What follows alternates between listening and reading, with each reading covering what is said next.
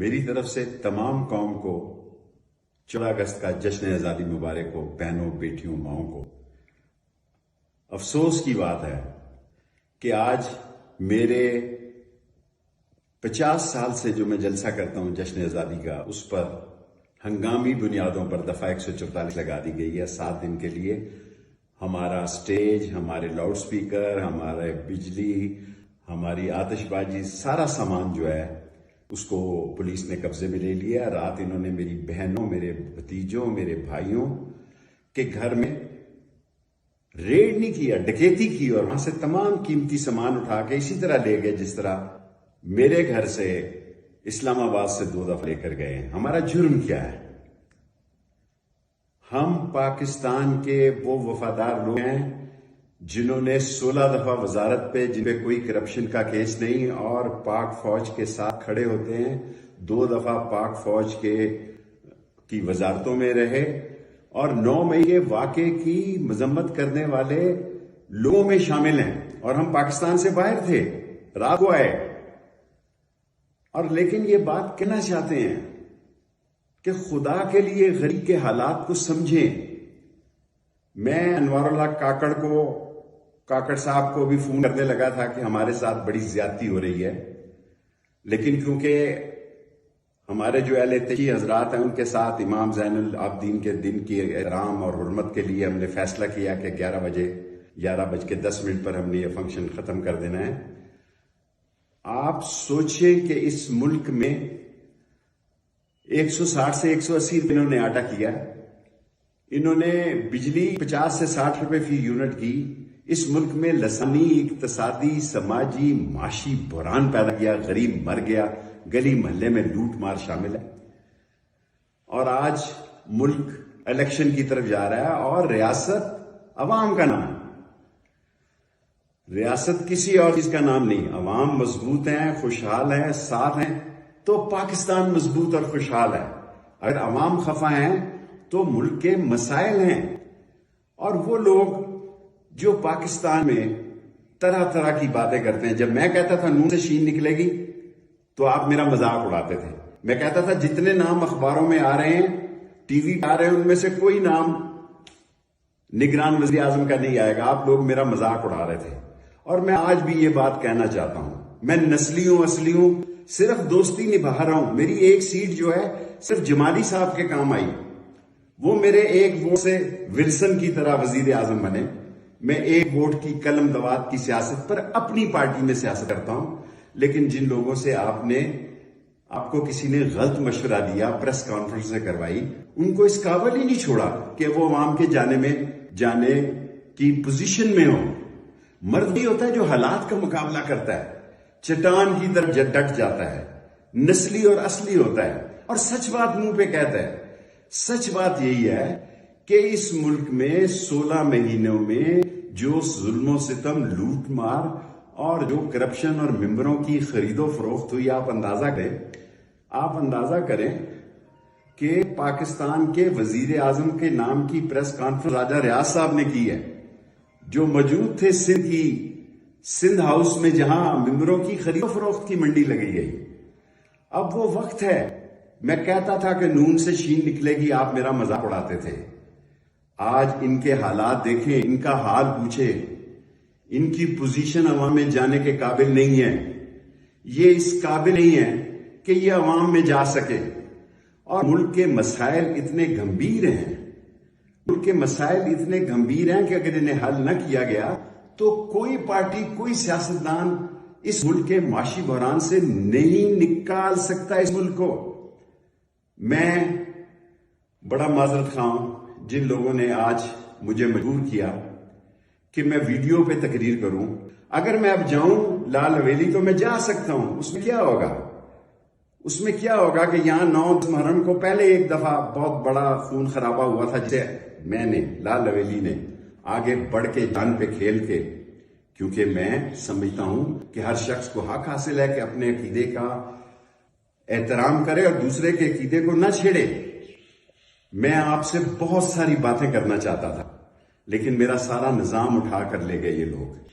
میری ساری چیزیں اٹھا کے لے گئے. یہ مجھ سے لال علی چھیننا چاہتے ہیں. میں اکیلا آدمی ہوں اس پاکستان میں.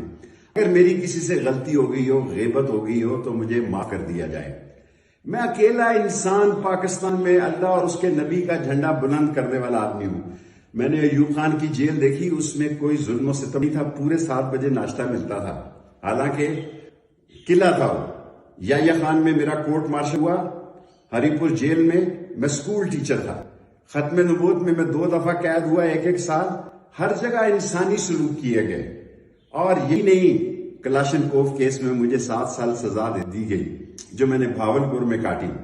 لیکن تمام اصولوں کو مد نظر رکھا گیا. آج آئین کو پامال کر دیا گیا. یہ کہہ رہے تھے کہ نواز شریف آ رہا ہے. میں ان کو کہتا تھا وہ نہیں آئے گا. یہ لوگ نواز شریف کو دھوکہ دے رہے ہیں. سپریم کورٹ کا فیصلہ آ گیا ہے. ستمبر ستمبر ہوگا. بہت سارے فیصلے آئیں گے. اور اگر آپ نے ریلیف بھی لینی ہو تو اس مہینے میں ہی آپ لے سکتے ہیں, جو کہ آپ کو ملنی نہیں ہے. آپ اس ملک میں جو آپ نے 13 پارٹیوں کا ایک جمعہ بازار لگایا تھا, ایک جگتو فرنٹ بنایا تھا, اس کا ستیہ ناش ہو گیا. ایمل کاسی نے کیا بیان دیا ہے, مینگر صاحب نے کیا بیان دیا ہے. ابھی تک میری نظر سے نواز شریف مریم بی بی میں بچوں کی, لیڈیز کی سیاست پہ بات نہیں کرتا, لیکن باپ پارٹی کے بارے میں وہ جو کچھ کہہ چکی ہیں میں اس پر تبصرہ نہیں کرنا چاہتا. لیکن پاکستان ہماری زندگی اور موت ہے. پاکستان ہماری آخری ریڈ لائن ہے.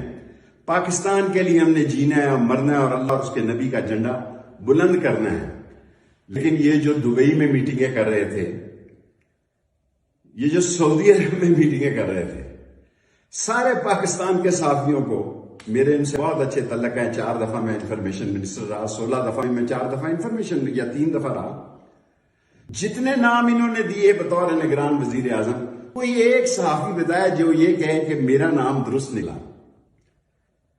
عوام کا فیصلہ جو ہے, عوام کو فیصلے کا حق دیا جائے. ریاست عوام ہے.